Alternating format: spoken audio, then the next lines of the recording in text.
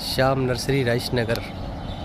ये पदमपुर रोड और ये ट्रक यूनियन की तरफ जाती हुई ये हमारी नर्सरी है।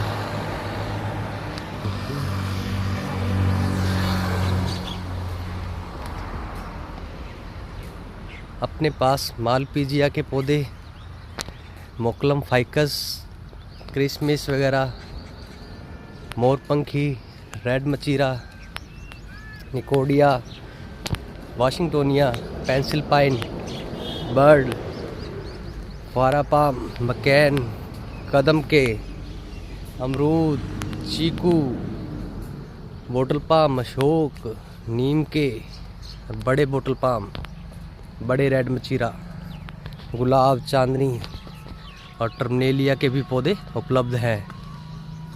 और जिस भाई को लेना हो वो श्याम नर्सरी राइसनगर में संपर्क करें।